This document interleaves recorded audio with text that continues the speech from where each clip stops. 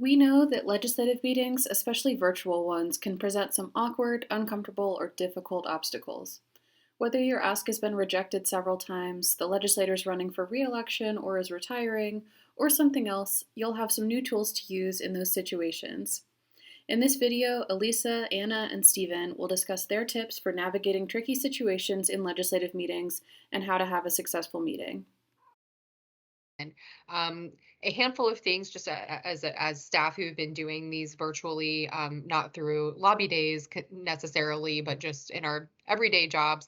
A couple of tips I would give, and at least I'm curious what you would say about this too, is to just be patient. Sometimes there are tech issues that happen on anybody's side. Sometimes members of Congress are late getting on. So to just sort of be patient, and if the meeting doesn't get started right away, that's okay. More often than not, they'll give you extra time, and you'll get through your meetings. Don't worry about that. Um, and being able to send information as a follow up because you have all the emails and everybody's kind of already connected digitally, that is really helpful and makes follow up just so much more seamless than it is in person. So there are some silver linings like that. At least I don't know if there are any kind of nuggets like that that you've taken away over the past couple of years.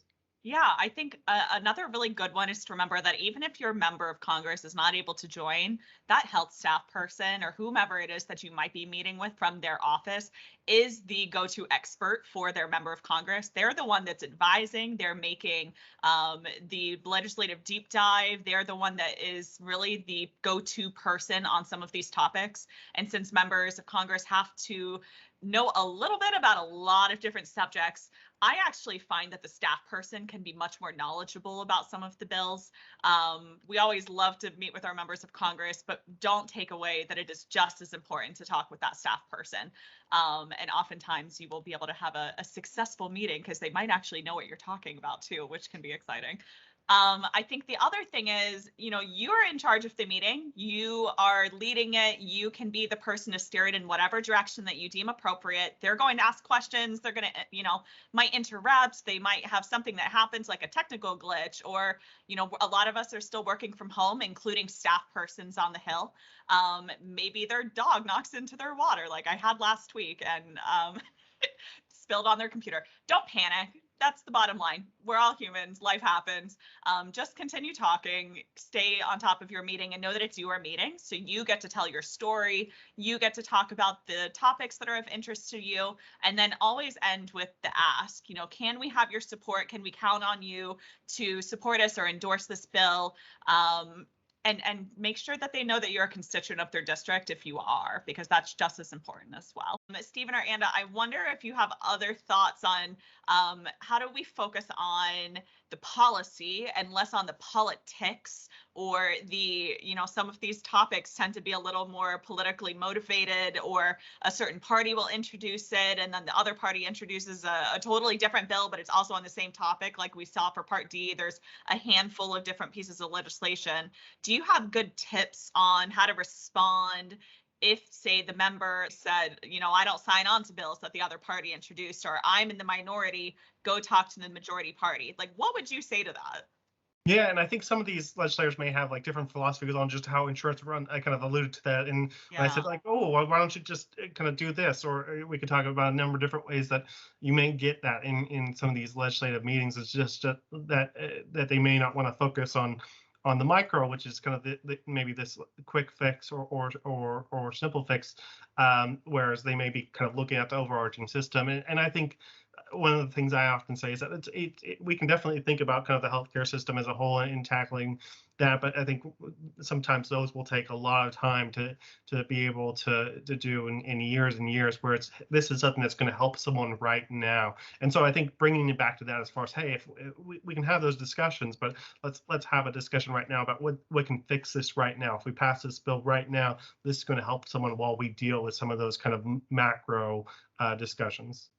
Yeah, and I would often go back to that issue of patients getting caught in the middle, oftentimes, of these bigger kind of turf wars that happen among, the healthcare stakeholders, and just bring the focus back to the fact that any conversation you have about healthcare is going to be about the patient at the end of the day.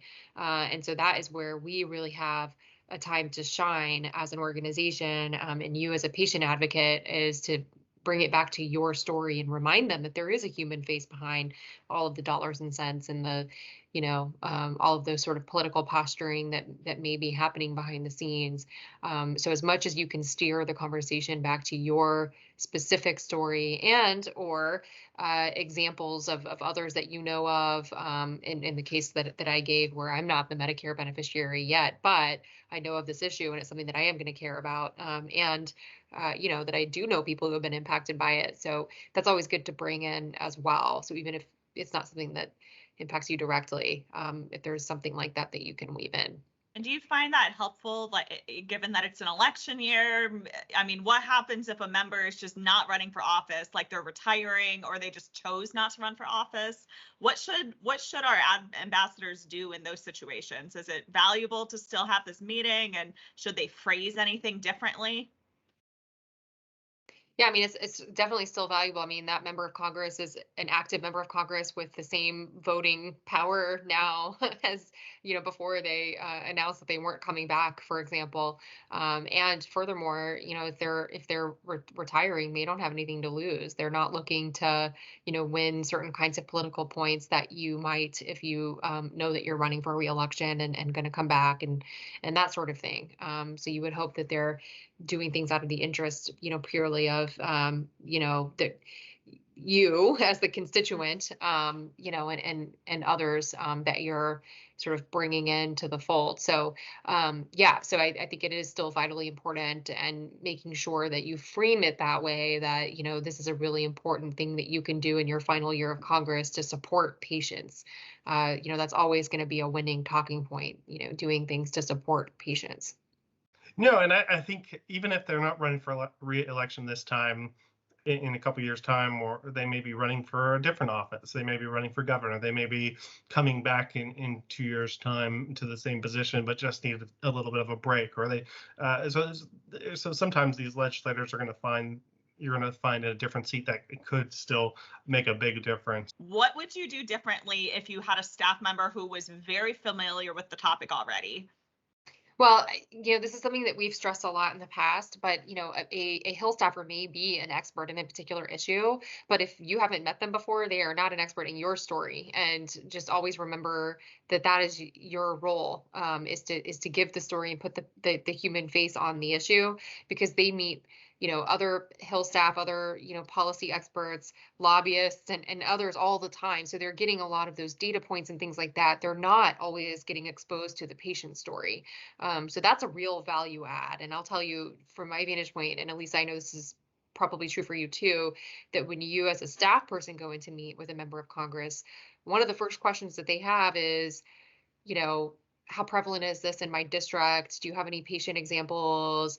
Send folks my way. They want to hear those patient stories. So I wouldn't get caught up in how little or much a person knows about the issue. Just remember that they don't know your story, and that's your role. I do always like to ask, especially the health LA, how much they know about the issue at the very top, because that way you can sort of tailor how much you need to say about it, if you need to start at the beginning or not. That's just my personal style, but it just kind of helps to orient where the conversation's going to go. Yeah, I tend to do that too. Yeah, I think they may have heard kind of whether it's MS or cancer or hemophilia come in and talk about some of these issues, but they probably haven't had an arthritis patient come in and talk about it. So I think it just stresses the personal approach. And I think as many stories as they can get in their offices, that'll kind of be able to make an impact, definitely. And remember, we're working in a lot of these topics are coalition based. So we're not just the Arthritis Foundation going in. It's okay to talk about the other conditions that you might have. It's, obviously coming from us, but we know that a lot of arthritis patients also have other health conditions, and that is just as important to be able to share with your legislator. And it's okay to say, you might have heard from so-and-so organization. that's the similar topic. We're all working together on this issue, and it's a much bigger than just X subject. It's much bigger than just arthritis. It is all of the patient community. But remember, your story is the most powerful. And like Anna said, the legislators can hear from staff, and we can fill in some of the policy nerdiness of it. But when I was at least a legislative aide, they always wanted to know, did we have constituents that you met with? What were the patient stories this week? How many people, they want to know from you. They don't necessarily need all of 50 different staff persons. They were much more inclined to want to listen to 50 constituent stories and then have 1 or 2 staff persons. So remember that you are powerful. You are the constituent you elected, or they represent you, even if you didn't vote for them. They are your representative, and they should be there to listen to you and to hear your story. Any other tips, suggestions, things that we think would be helpful in sticky situations, Stephen or Anna? Nothing on my end, just maybe a comforting thought to end on, which is that all 3 of these issues, we are working in coalition with other patient groups who are going to the Hill on these issues. So you are definitely not alone in your advocacy on this issue. There is a strength in numbers game here for certain. There are some groups who have done their virtual lobby days already, but there's a lot more to come after us. So there may be some people who have set the stage already, and we're definitely going to be part of those stage setters to help those who are going to come after us. And hopefully the more they hear the same thing about the importance of these issues, it will really build that momentum that we're looking for.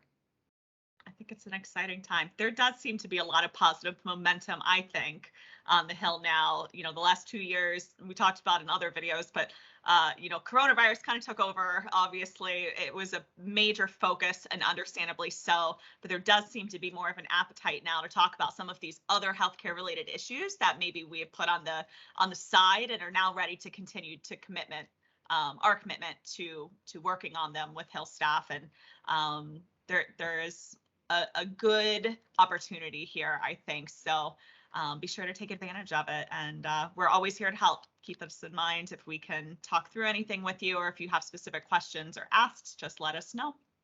And with that, make sure you read your materials. Again, we'll send over the talking points, we'll send over the data, and we'll have the 1-pager leave behinds for you and for the legislators. So take a look at them and let us know how we can be of service to help you. And good luck, have fun. It should be an exciting meetings. It's always exciting to me to get to chat with congressional staff and legislators if you're lucky to have them with you. So with that, we will thank you, wish you the best of luck, and we will see you all soon. Thank you, everyone.